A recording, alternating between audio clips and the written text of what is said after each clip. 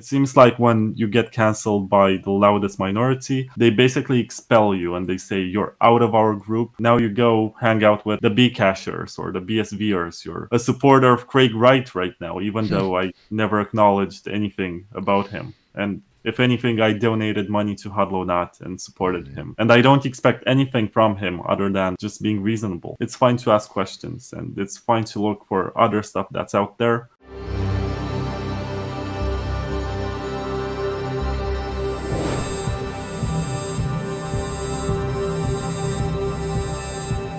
This podcast is sponsored by Coin ATM Radar.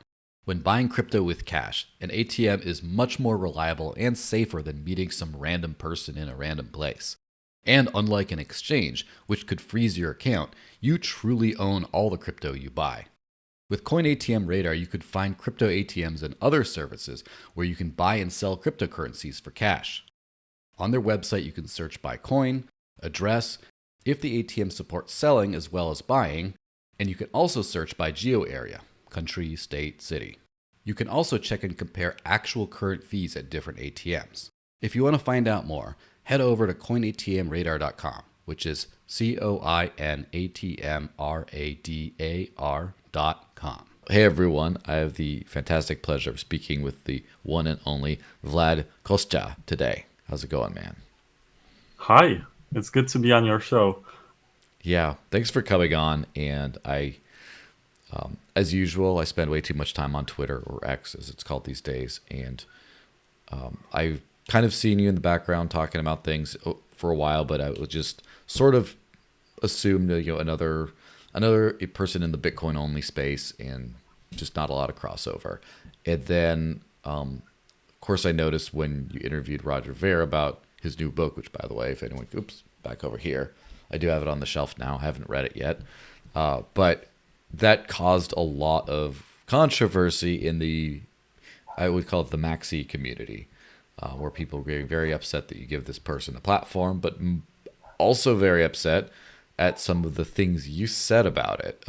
You seem to be what I would consider to be a reasonable human being, but that apparently some people don't always like that. So would you just like to quickly introduce yourself and what you do, and then just sort of go into this whole episode?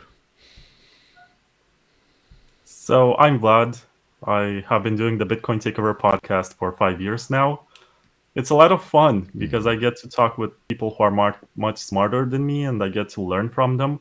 And as I started learning, I understood the limitations of Bitcoin. I realized that Lightning cannot really scale and not everyone can get on sidechains, and we need sidechains that actually allow you to own your own UTXO within a trust minimized environment, not just a federation.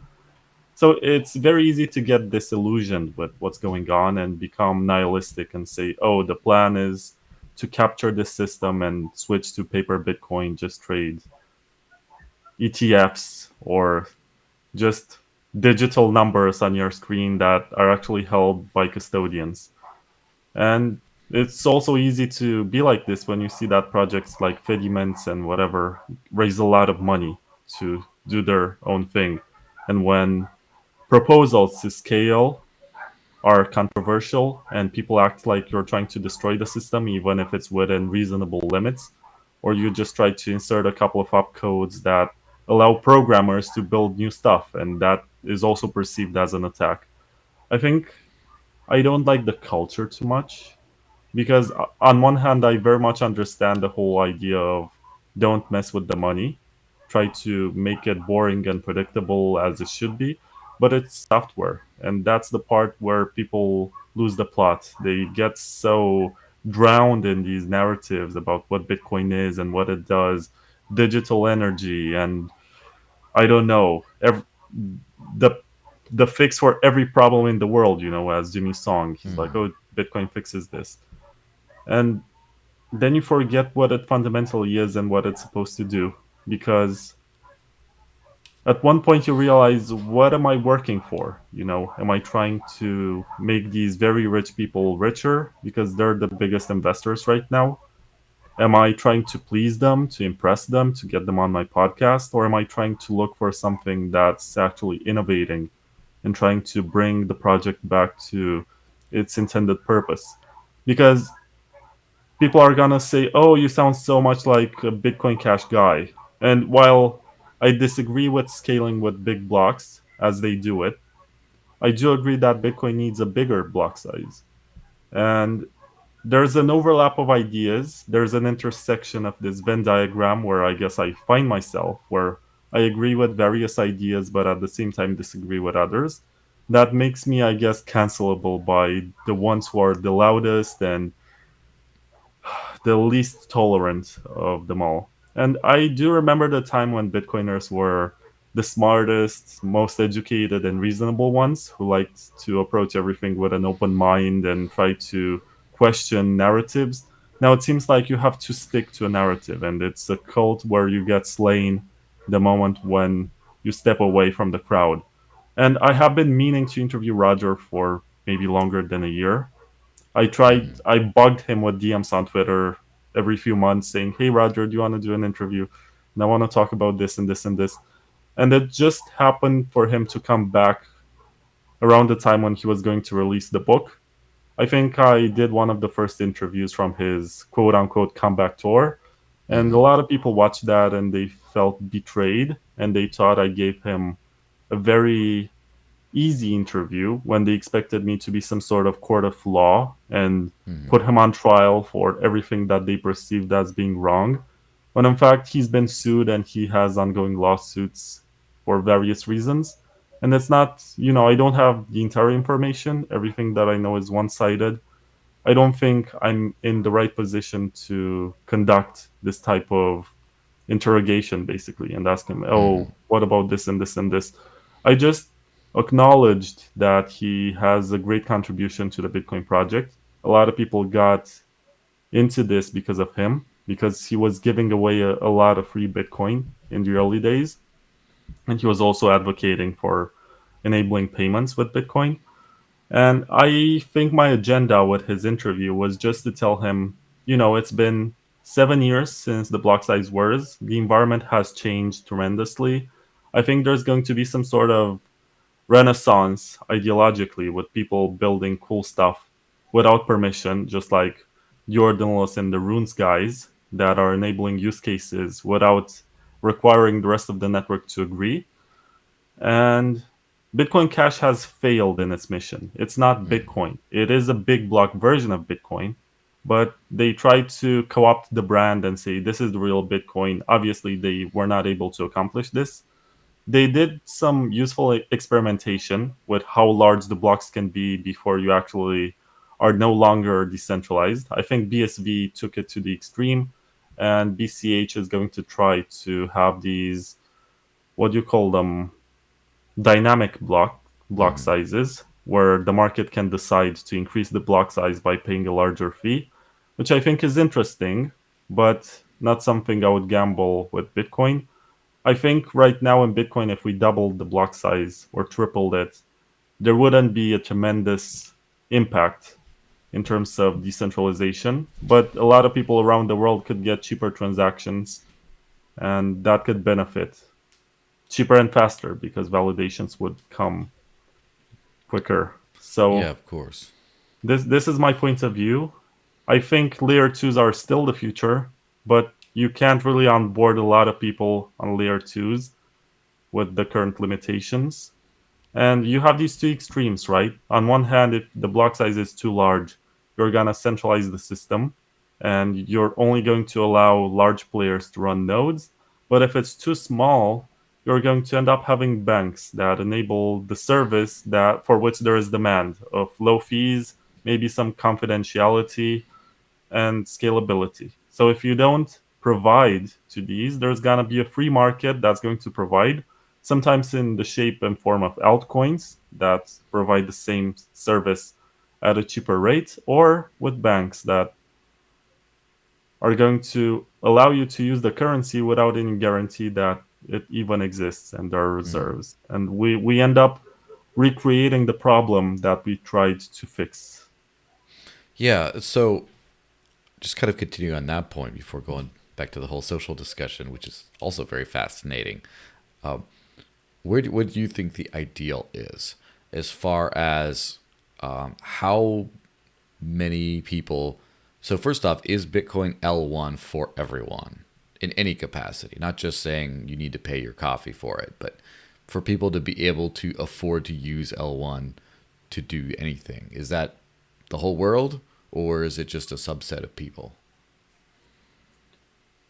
I mean, if you keep it too cheap and you allow anyone for any reason to transact, it's not going to be decentralized anymore. So there needs to be some sort of reasonable threshold where you decide. I mean, of course, it's a decentralized project. It's the community that decides. Mm-hmm. It's the miners, it's the nodes, it's the ones who have economic activity on the chain. But maybe that $5 to $10 should be the point where we have a serious discussion, where we say this should not be the case because we're pricing out users who maybe want to onboard a second layer or they want to offboard the second layer because that's another aspect of it. On Lightning, you can't do cold storage. You Yeah. can do fast transactions at low fees. This is why it was designed. You have these payment channels, but you're supposed to exit at one point and settle the balance and keep everything on chain in cold storage. And also, there's the issue of dust, where you have amounts which are no longer economical. You try to transact them, and then you realize that they don't even cover the transaction fee. They're going to be stuck in the mempool, and you're not going to get anything in the output. It's just the miner that collects the fee. So these are very serious discussions that need to be had. I'm not a big fan of the concept of digital gold. I think it was a useful narrative to explain to people who are not technical what this is, but I don't think it's the policy that we should follow. Because when guys like Michael Saylor say this is digital gold, what he means is that it should be regulated and treated as gold.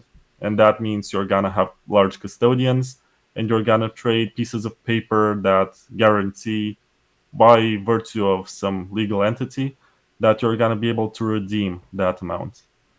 And I don't think that's the way forward, even though people are going to point out to that Hal Finney post where he mentioned Bitcoin banks and stuff. I don't think that's the vision. Satoshi put a peer to peer marketplace in version zero point 0.1 of the code. Mm. It was unfinished, it was removed, it wasn't talked about again. But then again, what was the first use case for Bitcoin that made it get traction? It was Silk Road. It was a peer Yeah. to peer marketplace, in fact. That was the And first then, killer one. Satoshi Dice as well, but that was, fast, cheap, gambling, I guess. But oh Silk yeah, Road, but we're not allowed to talk about that. well, I we're am. supposed to pretend it hasn't happened. I am pre-canceled, so I can't be canceled for talking about these things. Yeah. So at this point, it seems like for my I was there during the block size wars. I remember the whole thing. It seems like when we started to get like 50 cent to $1 transactions, that was a red line for a lot of the big block camp. And at some point, of course, you had like high spikes to like $20 or more, and obviously that was a problem. But in after the 2017 bubble, there's years of you could spend a few cents, but not just a few, but like 50 cents to $2 range for Bitcoin transactions. And that seemed to, for a lot of people, especially people who were using Lightning and other things, that seemed to be an acceptable situation.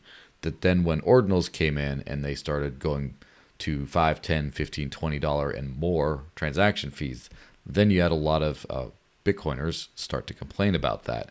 So do you think that, maybe I'll pay, $1 or up to 5 for a transaction fee?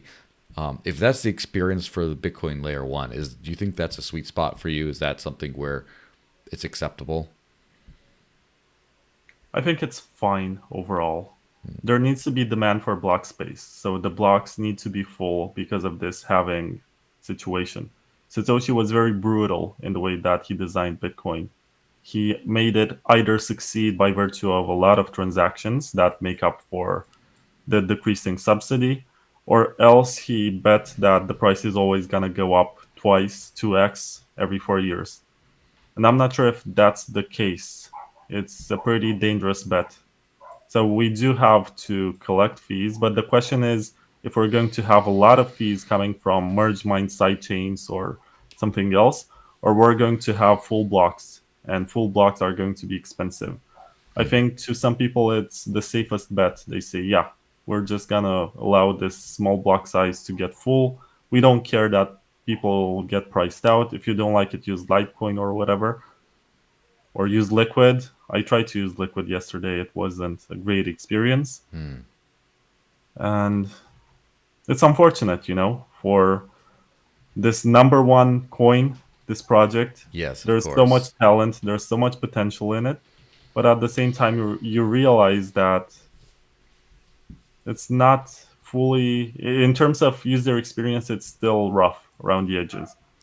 Yeah, it's not something that necessarily everyone can easily use today.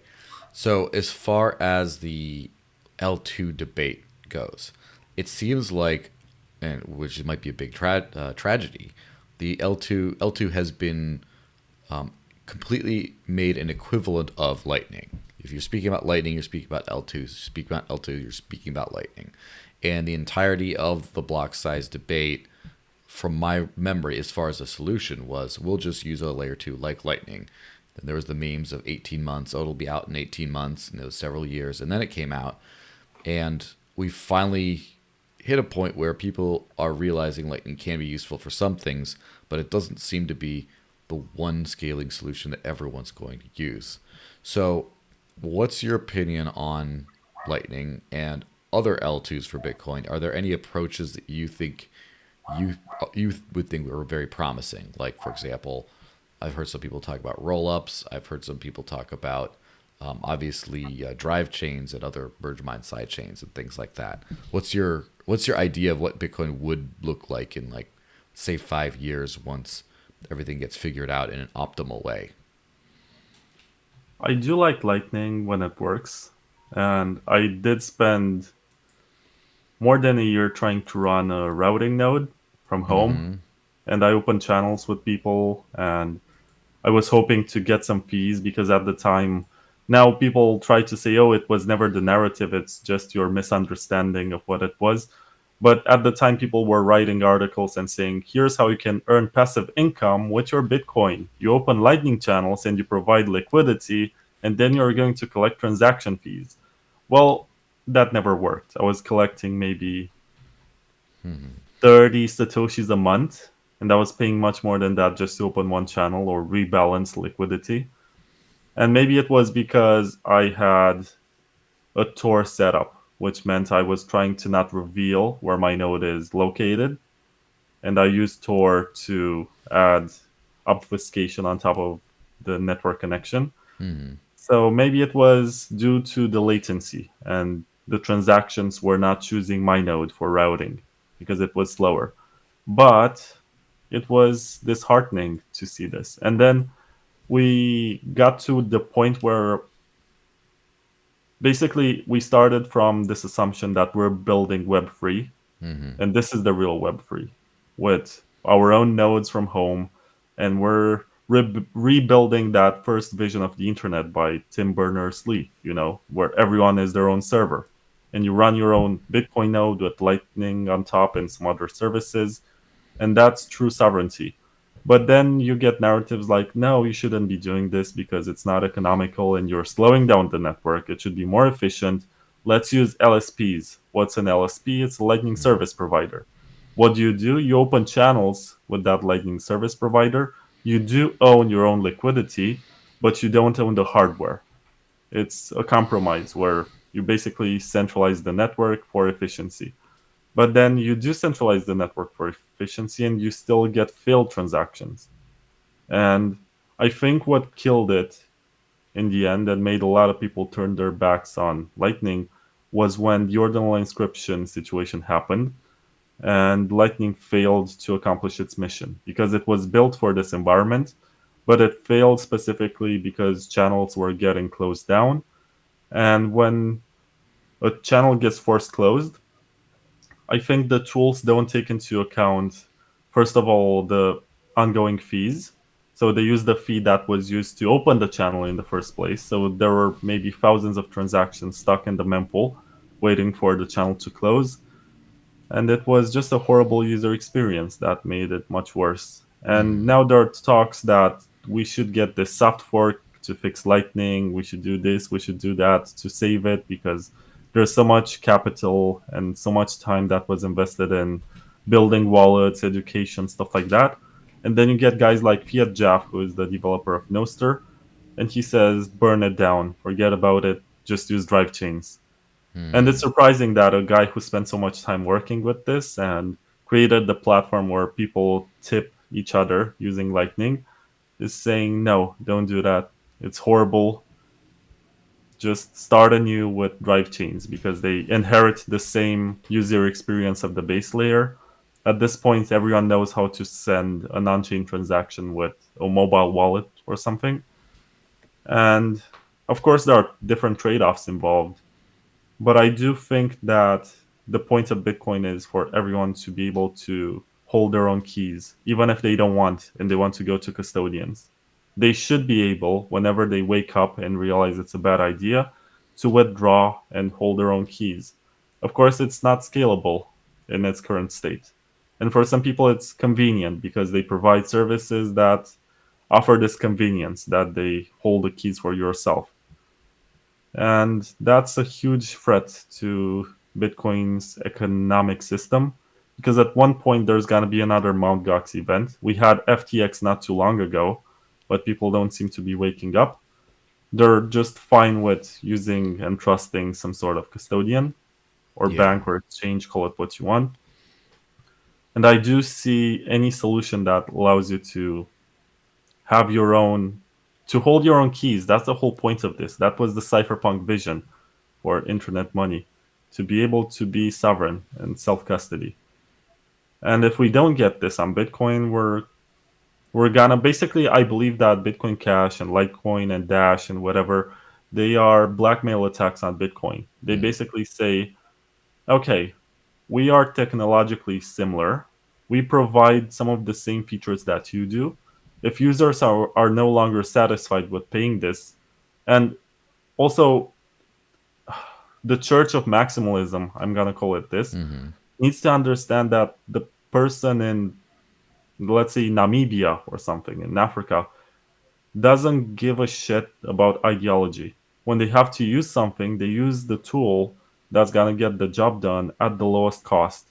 That's why Tether on Tron got so big.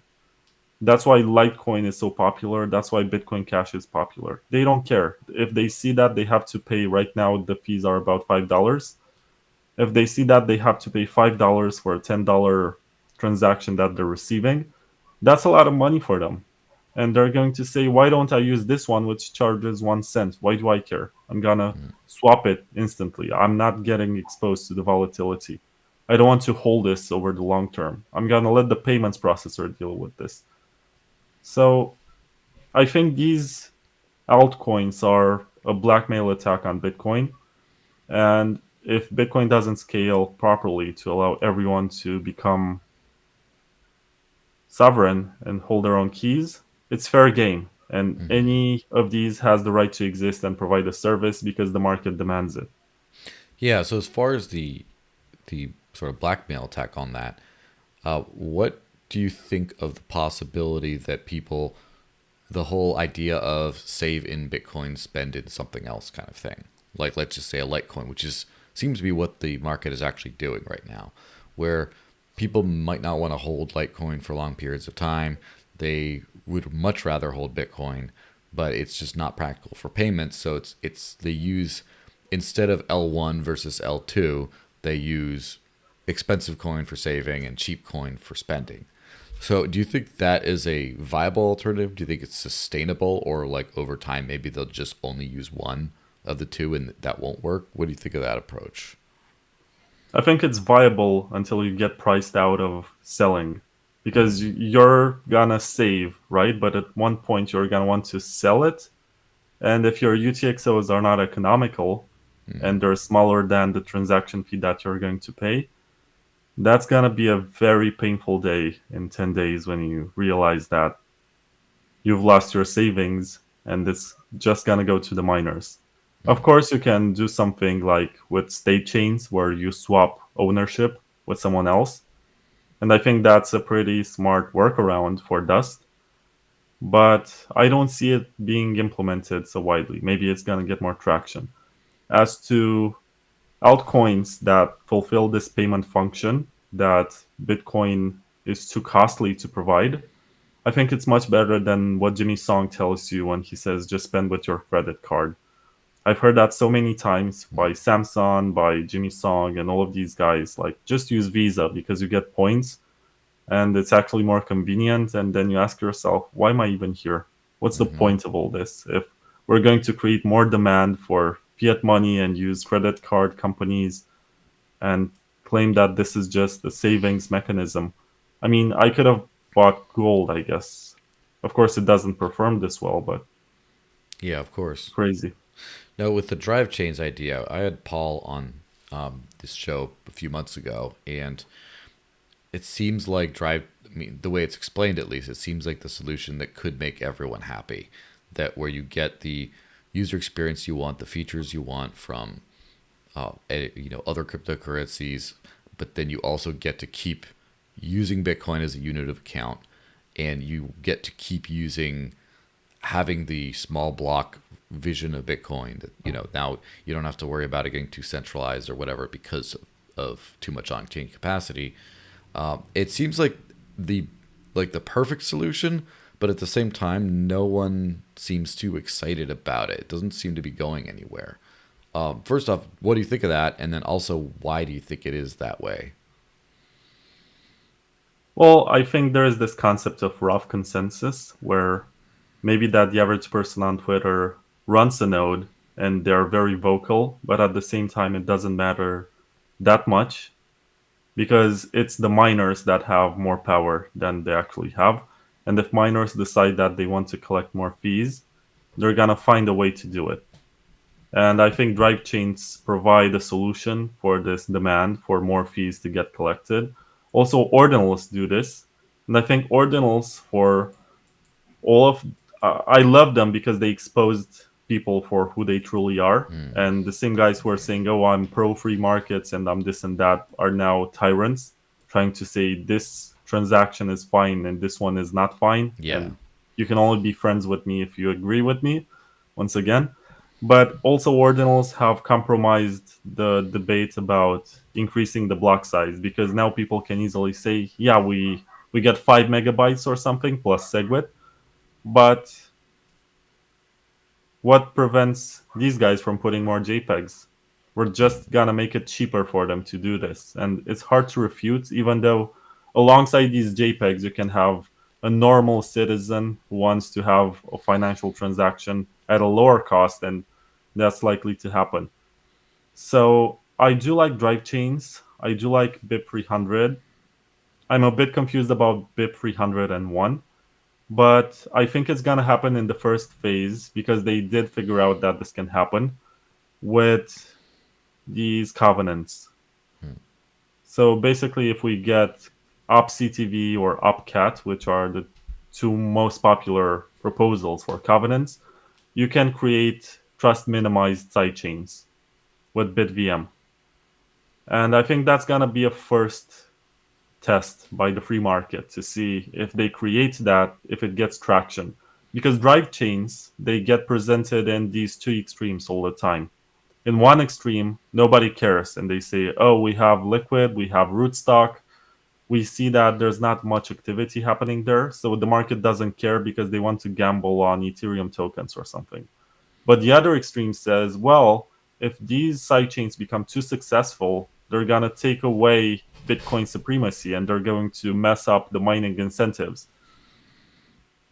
Yeah. And that's something that can happen. But at the same time, I believe in the situation in the middle where there is some demand, but not all the demand for this. And some people will want to use it, especially for the privacy features and for the ability to do smart contracts. And I do see it happening maybe in the next year because there's a lot of lobbying for Upcat coming from Blockstream of all Hmm. companies. There is Andrew Polstra. I had him on my show. He's very bullish on Upcat. He thinks you can build a lot of cool stuff with it. And there's also Robin Linus. I've also Mm-hmm. had him on my show, the guy who created BitVM. And he also wants UpCat because he believes it's mightier than UpCTV. And with these covenants, I mean, the average person is not going to benefit in any way directly from the covenants. It's sort of pointless. It's like a vaulting system where you put more transactions, and if you want, you can open a million Lightning channels in one transaction. Mm-hmm. But the closing of these channels is going to be a problem. So we're going to see how this gets mitigated because obviously you do want to enjoy the benefits of this.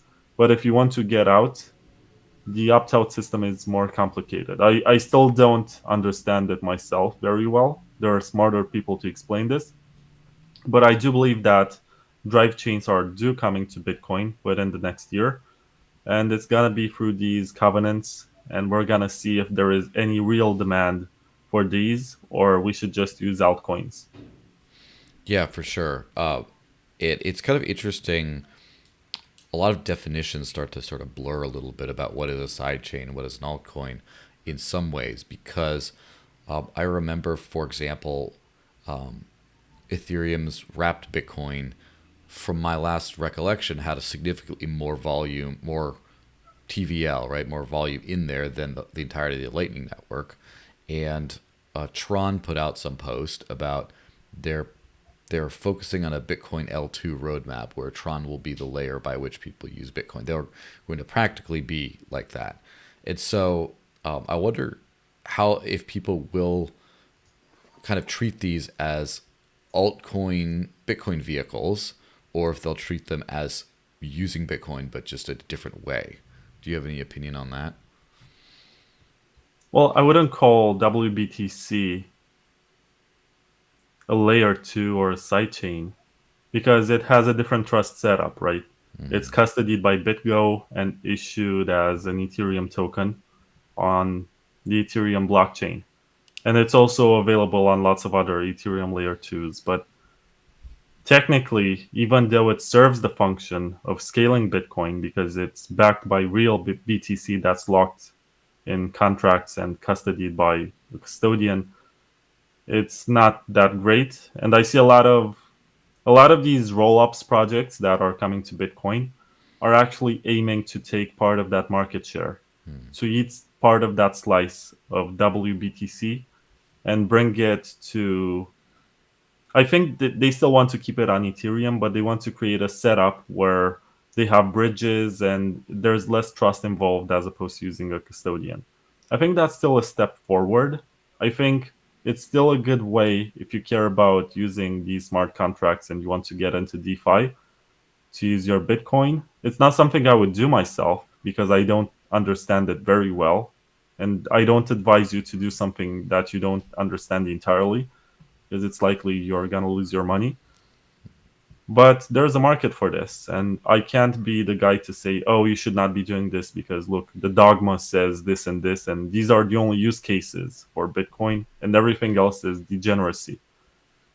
It's fine, but I wouldn't call it a layer 2 or a sidechain. It's just a scaling layer that's on another blockchain. It's like a synthetic version of Bitcoin that's issued on another network. And there are lots of chains that do something like WBTC. They tokenize Bitcoin, they lock it in contracts. It's fine if people want to use it, but you don't benefit from the same security and you should be wary of it. Yeah, for sure. And I guess the same thing hits with the L2 stuff. Now, for before we get into a few other things on the social thing. So you mentioned like the Church of Maximalism and the way the Bitcoin maxi world has become a little culty, all this kind of stuff. And you mentioned also that Bitcoiners used to be the smartest people in the room. They used to be a lot more innovative and all this kind of thing.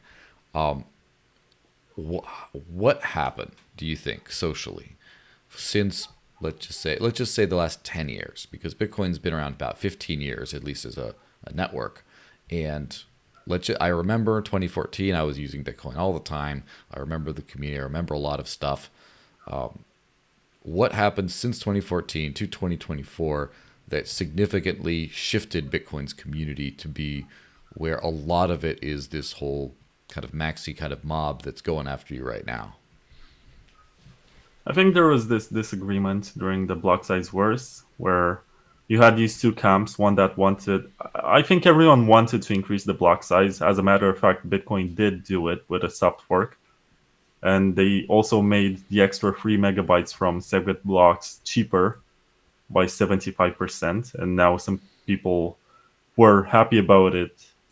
How many years has it been? 7 years ago. Are saying, oh, it's terrible because it's being used by people who inscribe JPEGs. I mean, what did you expect, honestly? Hmm. And you had the guys who wanted to increase the block size because that's the most conservative way to do it. It's the one that has been done by Satoshi in the past. It's the one that's been proven to work, but at the same time, it's also the more centralizing approach. It's not necessarily technically innovative in any way. And I do understand the small block narrative and the way in which it was conceived, because cryptography is only going to get better, and Bitcoin was built with early to mid 2000s technology. Satoshi basically pieced together something with stuff that already existed, and his innovation is the way that he put them together and he established some limits and parameters. And I do understand that there's going to be much better cryptography that's going to come in the following years. I do understand that zero knowledge proofs are going to make everything much smaller with a lot of data compression. I'm excited about that. Even Vitalik is excited about that and believes it's going to make the original vision for on chain Ethereum scaling actually work. But he thinks it's going to happen in 10 years. And we all know what that means. 10 years But is almost as long as 18 months. at the same time, I do know that there's a free market for everything and it's useful to try stuff. And I think Bitcoiners used to be more open about trying stuff. If you look at Dogecoin to see what kind of people worked on it, you're going to see basically the entire class of Bitcoin core developers making improvements to it in 2014, 2015, or something. They all were a lot more collaborative. And I think sometime in 2016, 2017, you had camps and they became more tribal and they tried to use. I don't think anyone was malevolent in any way. Everyone wanted what they thought was best for Bitcoin. Maybe it's better that there was a divorce. And I think at this point, the market has expressed its preference for a certain type of use case or which network they deem to be more valuable. I do believe that with the emergence of sidechains, we should consider ways to rebuild the bridges and get people back, even if it's hard to give up on the coin on which you bet your life savings or whatever. Just get together because the mission is pretty much the same. And where was I going with this? Not the community shifting to the way Yeah, more I think religious. Michael Saylor, when he entered in 2020, he was a very significant contributor to changing the culture. I mean, before that, you had guys like Tone Vase, like Jimmy Song, Saifuddin. I think Saifuddin also contributed a lot with his book. I don't think he expected it to be this popular. I think it's just the meme, the brand of a Bitcoin standard that propelled him to this level. Because if you read the book, it's not that great, but people do like to use Zoom backgrounds with books.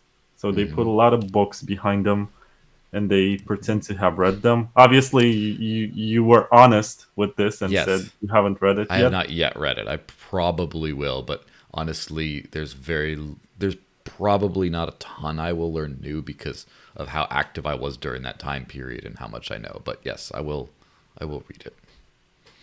But Michael Saylor was very effective at making this tribalist environment even worse. He came up with his memes about cyber hornets and digital energy, and there's no second best and stuff like this. He made everyone feel smart. He's using all of these metaphors and all of these examples and all of his tactics to sell more stock, to buy more Bitcoin, to appear that he's smart, knowledgeable, and capable of taking this project to the next level. And I think that the OGs are becoming complacent and tired of the whole situation.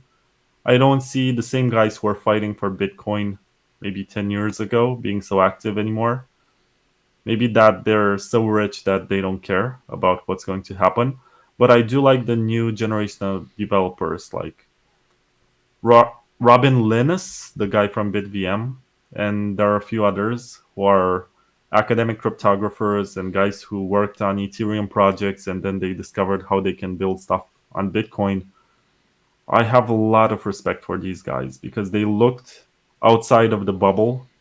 They're not dogmatic, they're just engineers, you know? And they look for what's best and they do try to work around the limitations of both what Bitcoin can do and what Bitcoin consensus can achieve. I'm super proud of BitVM. Mm-hmm. I'm super proud of the idea of bringing rollups. I'm super proud of ordinal inscriptions for better and worse because they push the limits of what is possible and they do it in a way that doesn't ask for permission. I'm also bullish on BIP 300 and drivechains, but this obviously needs the base layer to change. And the community and the culture needs to also change to adjust to allowing more experimentation. And it seems like the higher the price goes, the more of a pressure there is to ossify and say, okay, Bitcoin is complete right now. We're just going to leave it as it is. When in fact, it's not even fungible. We need some sort of real privacy for this. And it doesn't scale very well. And there's a lot of research right now in Zcash, which I think is interesting with Halo 2.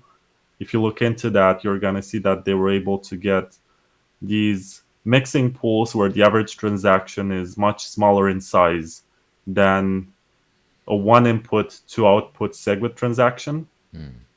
And that's pretty impressive because the criticism of privacy has always been that it doesn't scale. It adds extra layers of obfuscation, makes the blocks more filled with large transactions, and also transactions are expensive. So I think Zcash is doing some very useful research in this regard.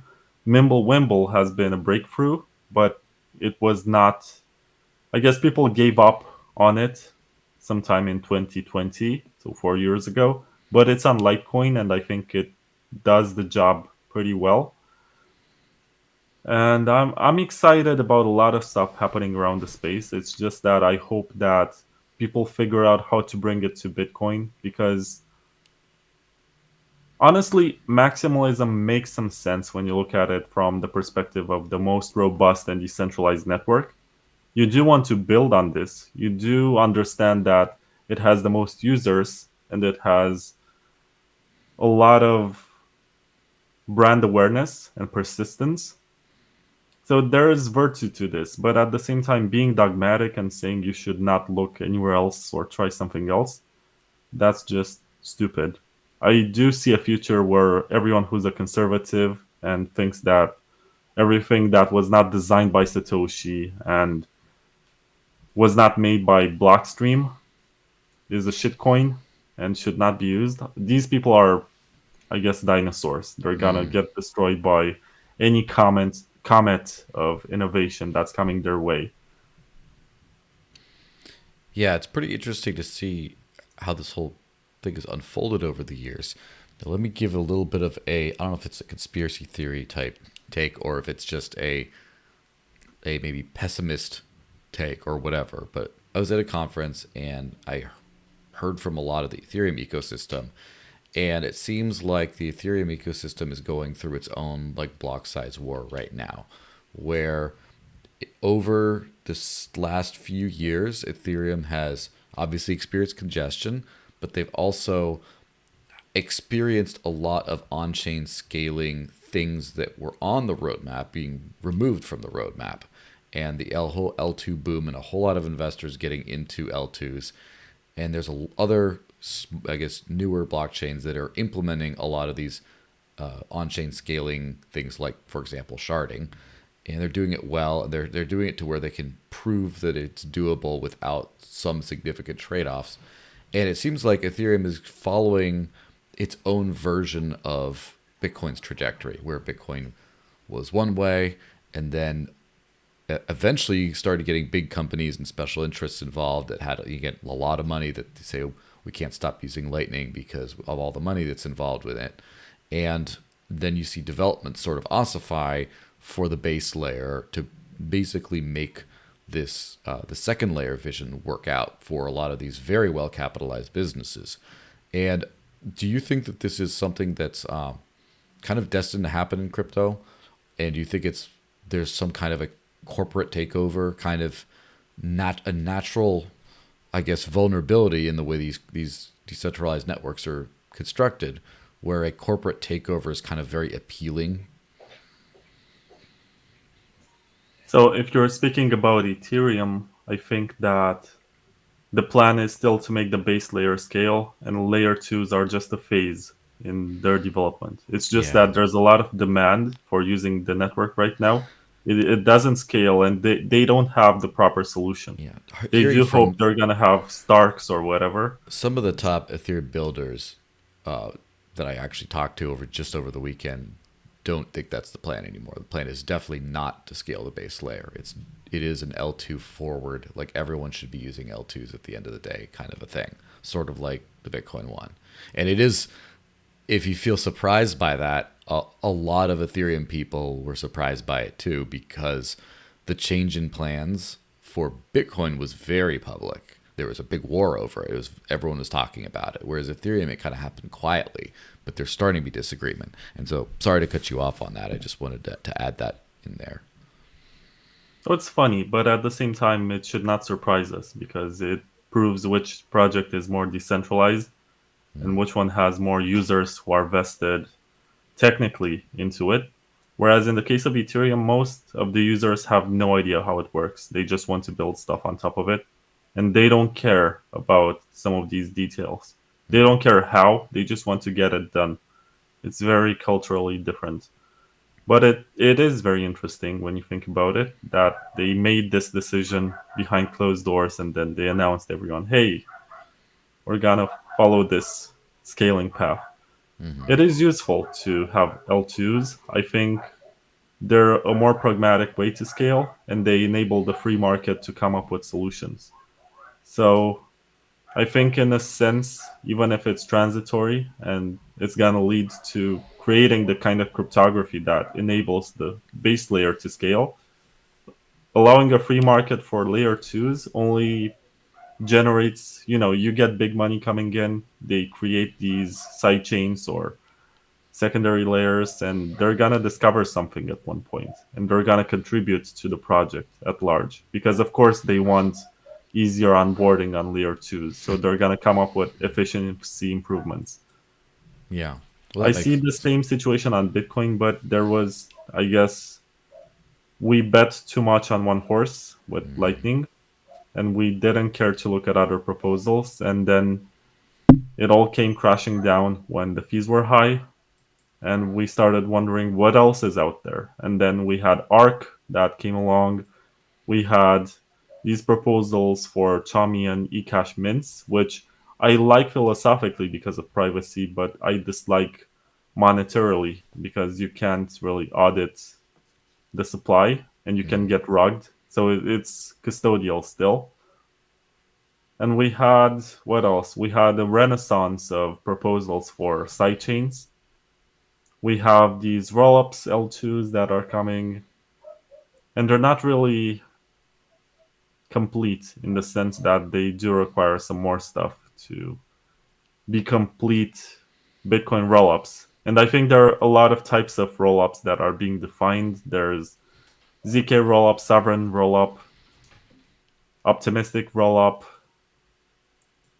I'm not sure entirely what's the difference between them, Hmm. but I do know that philosophically I do like.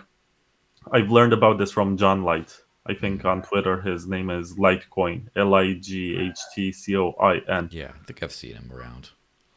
and he does talk about these sovereign rollups where basically you send the zero knowledge proof as an inscription and use that to prove something that's immutable. It's pretty cool. It's good as a concept.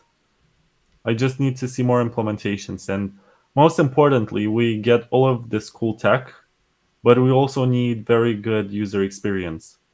Hmm. I'm still not sure how this is going to work, even though I like drive chains and I hope that they're going to get implemented. We're going to see a future where, for example, we have a ZBTC, which is BTC on the Zcash sidechain. We have, what's the other one? The one that Satoshi created for assets.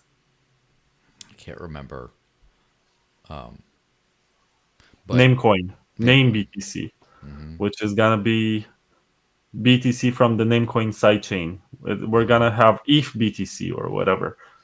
And Hmm. it's gonna get interesting because there's gonna be a market to trade these. Maybe that some of them are gonna be more valuable than others. Hmm. I'm not sure if there's gonna be a one-to-one peg because on one hand you have better security on the base layer, but on the other hand you have better privacy on the Zcash layer. Hmm. So maybe that there's gonna be, of course, you can peg out and you get your Bitcoin back minus the transaction fee. But if you want to get out faster than the You have to sidechain swap. is Yeah. gonna shut down, you're gonna have to swap and pay a premium. So maybe that there's gonna be different prices for different types of Bitcoin. Not much different, maybe 1% different, but still it's gonna be interesting. And how is this going to look from a user experience point of view? It Yeah. might be confusing. Yeah. That's something. The user experience point of view is something that I think is very strangely, I guess, neglected in all of this because with like Lightning, there's a lot of different user experiences depending on there's a lot of people saying it just doesn't work, and then some people say it always works for me, and a transaction will go through or it won't, and then you have a lot of sacrifices for a custodial way of doing things. And I still do not think that the adoption of Lightning as a methods for payment is in the top 10 of cryptocurrencies. So if you could send BTC on chain somewhere, that's probably the most commonly accepted form of crypto in the world right now. But Lightning is, I'm sure you could pay with Litecoin more places than you can pay with Lightning. I'm pretty confident in that. In fact, the whole the drive chain thing sounds like a great idea. Also, Bitrefill is going to have their ZBTC. They're going to have to enable the drive chain, and then you're going to have to do that through Coinbase, and then you're going to have to every exchange, every payment provider is then going to have to make a technical change to implement each drive chain, or at least implement one drive chains as a whole, and that might be a little challenging. But if the user experience, if people trust it and the user experience is good enough, I think people will start to switch over to those things. If if it gets implemented, which I'm hopeful for, but I don't necessarily believe. Fortunately, there is an alternative that's provided by the free market Mm-hmm. under the shape and form of altcoins. Mm-hmm. Unfortunately, they're much more volatile. And if you take into consideration the theory or the philosophical ideas of Adam Back, they're inflation. They're inflating the 21 million supply by providing extra features, and they're competing with Bitcoin in this regard. You can also see them as an attack on the fee market that is supposed to build on Bitcoin. But at the same time, what are you going to do about it? You can't push people to pay for something they don't want. They're going to look for a cheaper alternative that has different trade offs. Yeah, I guess the final big sort of point or question is about, you mentioned many times it's just software, and that is at the end of the day what all cryptocurrencies are and what Bitcoin was, and it's just software that people run to do specific things. However, it's clearly a lot more than software to a lot of people. A lot of people ascribe a lot of values to it, and kind of obviously some people go really crazy with like the religious stuff, but a lot of people think it's this thing that's very valuable to have in the world. Uh, how do you see Bitcoin as being more than just software compared to, again, the thousands of other cryptocurrencies, which are also just software? And sometimes when you put them side by side in terms of like technical capacity, it's it's not at all. It's much more competitive than when you put them next to market cap, for example. So, what is Bitcoin that's not just software? Well, it's a shared belief in a monetary system. It's a meme, it's a story, it's whatever you want to call it. But people put their faith into this project and they projected a lot of energy and a lot of time into explaining what it is and how it can serve people who want to use it. And I do believe that the people who promoted Bitcoin in 2013, 2014, up to 2017 were very well intentioned. And still, I do believe that Bitcoin should be used for commerce, should be used for any sort of markets, peer to peer markets, in person markets, any sort of marketplaces. And it's the perfect instrument for taking the state out of the equation. You don't want to use government money, you're going to use Bitcoin. I think to some extent, some of the developers were cowardly, and I don't blame them because you don't want to put your life at risk for some hobby that you have to code for something. And if the police comes to your door, most likely you're going to hand them your device and say, okay, just let me go. I don't want to go to prison for this. So they were cautious and they did not want to add privacy or something else. They allowed more brave developers to build other networks that do have these features. But I think we're at a point right now where politicians and regulators are more accepting of what Bitcoin is. And even marginal improvements can make a whole lot of difference for people around the world. Even if it's a Mimblewimble extension block or some sort of Zcash sidechain or a big block sidechain that scales pretty well, it can make a lot of difference for a lot of people around the world who do want to not use government money and do want to have cheap transactions and faster settlements. That's just something that needs to happen. I do see other networks existing alongside Bitcoin for the simple reason that free markets always create demand for something that does not exist, and not everything is going to be part of experimentation with Bitcoin. Always see these altcoins as the experimentation layer. If it's not technological experimentation, it's social or economic experimentation. Most of them are scams. I agree with this. They end up losing 99% of their value, but they do teach everyone a lesson. Sometimes some people get rich off of them, but many times, in most cases, the users are going to lose. And they're going to converge towards the currency that is more stable. And the one that's been most stable over the last 15 years has been Bitcoin. Ethereum has been a second for a while, and I think it deserves some credit, even if I disagree with the way in which it was launched and the way in which it's being developed. It's more centralized and it plays this political game where they claim to be decentralized, they virtue signal a lot, they have a marketing department, they have money to buy articles and stuff like this. They have a CEO, quote unquote, who's the spokesperson of the project. And I do think that they do deserve some credit for doing some research because for all of the scams that happened on it, there was also some academic research that was funded. And we have a larger conversation about technology like zero knowledge proofs, about doing computation with.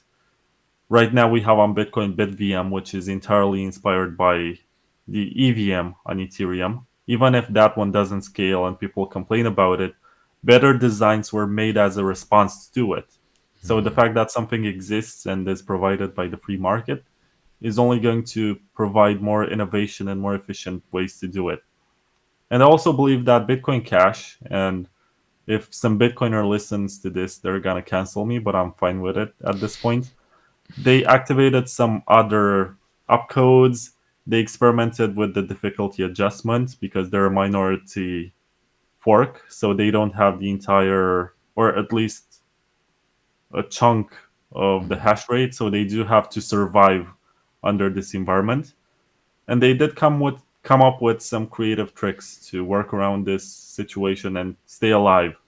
So they do deserve some credit. And also the people who use Bitcoin Cash, Litecoin Dash, Monero, Zcash, they are remnants, because they did not really have another all-time high. The price didn't really go up 2 or 3 times every bull market cycle. And the people who keep on using them and keep on improving on them, and they understand that there's something to them, I think they have more conviction than the average Bitcoiner who just comes in for the good times. They enjoy their Lambo or Supra or whatever. Super cycle. Yeah, yeah, I came up with that one as a response to Dan Hill's Super Cycle and all the Lambo culture, and I think it stuck in people's minds. Yeah. If Toyota sells more Supras because of me, I expect them to sponsor my podcast at least. Yeah, you better. Yeah, well, it's a pretty fun overview. It's been an interesting chat. I think it's especially from the Anyway, perspective. I Yes. just want to make a final mention. Mm-hmm. I'm still a Bitcoiner. I still enjoy calling myself a Bitcoin maximalist, and I Mm-hmm. still like talking about Bitcoin and looking at what's out there. The fact that the loudest minority does not like me hasn't changed anything. I still Mm-hmm. like what I'm doing. I still like being a contrarian. I still like asking questions, and I'm very happy with the position in which I find myself. It seems like when you get canceled by the loudest minority, they basically expel you and they say, "You're out of our group. Now you go hang out with the B cashers or the BSVers. You're a supporter of Craig Wright right now, even though I never acknowledged anything about him. And if anything, I donated money to Hodlonaut and supported Mm-hmm. him along the journey. And I don't expect anything from him other than just being reasonable. I don't want him to thank me in any way other than just accepting the fact that it's fine to ask questions and it's fine to look for other stuff that's out there and figure out how you can improve this one project. I'm super happy with my position. I don't see myself becoming anything else. And Mm-hmm. I'm just gonna continue my pursuit because it's what I do best. My sponsors were super chill about it. They said, okay, you caused some drama here. We're fine. We're not gonna do anything radical. Even though there were a bunch of guys who tried to reach out to Wasabi Wallet and tell them, oh, how can you support this guy because he said this and he said that? And Wasabi know that they've been canceled also Mm-hmm. before. They've had their own situations and they know what it's like and they were accepting and supportive and I thank them for this. Yeah, that makes sense. I guess maybe a last little thing that came to my mind is you mentioned about when you're expelled from the group, but that could be a good thing, and also that you want to call yourself a Bitcoin maximalist still. So you mentioned also that it's a loud minority that expelled you. So as far as the Bitcoin maximalists, the people who care about Bitcoin more than other things, how you how big of a loud minority do you think that was? And what do you think do the rest of the Bitcoin space, are they still very reasonable and kind of on your side, or at least tolerant to you, or is it like half the space hates you, half the space likes you? What do you think it is? What's your gauge on the community now that you've been sort of a lightning rod for this? It's interesting because there were no more than 100 people who unfollowed me. Mm-hmm. And there were like a handful of people who tried to attack me publicly. I think I can count them on the fingers from one hand. So there are these priests, high priests of Mm-hmm. maximalism, who try to create these, how should I, these feudal titles where Mm-hmm. someone is accepted or is not accepted, and they try to tell others what they should be doing. They should trust this guy because he's a good actor. They should not trust this other guy because he thinks it's fine to interview Roger Ver on your show. Mm-hmm. And they were the ones that got triggered and they started tweeting. And maybe that there are like 500 of them that care. Only 100 of them unfollowed me. There's a bunch of them that still troll me in the comment section, and I'm amused whenever that happens. I Mm-hmm. mean, what I choose to do with my own life and with my own work affects them to such an extent that they take a chunk of their day every day just to troll me. I think that's flattering. It shows that they do care. Hmm. And there are a lot of guys who sent me messages and said, "Hey man, I support you. I like what you're doing. I think you're right about this. Bitcoin needs to be a medium of exchange. We have lost the plot. This should not be happening to Bitcoin." But they're too afraid to express these opinions because they're going to lose some business partnerships. And I understand this. And the fact that this happens only restored the faith and rationality because I Hmm. realized, okay, there are a lot of people who play along with this whole cult, but actually they think for themselves. So Hmm. it restored my faith in the project altogether. But also, when I was in my darkest moment and I was feeling a bit depressed and I had no idea what to do, the guy who reached out to me and said, "Hey, calm down, it's gonna get better, just ignore them." Hmm. It was Charlie Lee of all people, the Hmm. creator of Litecoin. And I never met him in person. I never spent any time hanging out with him, or I don't know, I would hardly consider him a friend because we were never close. But he reached out to me and said this to me. And I realized, okay, this guy is trying to be friendly and is trying to help me. When the guys I thought were my friends are basically trying to make as much money from Twitter, from engagement, to slander me and say stuff like, "Oh, you got paid by Roger" or whatever. Hmm. And it was a cold shower, I guess. I woke up and I realized, okay, I've been trying to please the wrong people, and it's not terrible to realize this. It's actually useful, but it hurts. Yeah, it's more the being wrong part than the actual truth. So I guess the last little thing there, you said it, shouldn't be trying to please those people. Who do you think you should be trying to please? Myself and my own curiosity, honestly. I'll just pursue whatever I think is interesting. I'm gonna choose my own guests. I'm gonna see from all this plethora of stuff that's being built around Bitcoin. I'm gonna find whatever I perceive as being interesting and follow my own interest. Because honestly, if you create content and you do it just for a group of people, you're gonna be miserable about it. Hmm. And you're gonna feel like you want to explore more, you want to do more, you want to grow as a person, and you're gonna be stuck with people who maybe are listening once a month and they don't care about your own life and your own struggles. So if you don't do it for the sake of it and because you love it and because you find it interesting, I think you're doing it wrong. That's the whole point, to enjoy and to learn more for yourself. If you're not doing that, you're gonna end up quitting in a relatively short amount of time. So Yeah. Well, it's a perfect place to wrap this whole thing up. Where can people find more about you and what you do and follow all your stuff? I think the best place is the Bitcoin Takeover website, btctkvr.com. I bought that domain just because Bitcoin Takeover without a hyphen between the words, which I also own, but without the hyphen, that one is taken by someone, and I expect them to make me an offer sometime. But I have all of my work indexed in there. I write articles, I do podcasts. I spend a lot of time writing about Bitcoin, and I do think a lot about how this can change our lives and how this can be much better than it already is. I engage with people, and I also have free open source magazines, which I published, and they're pretty nice with graphics and everything. You can download them for free, you can print them, you can give them to a friend, you can do whatever you want with them. You can sell them if you want. You don't owe me anything.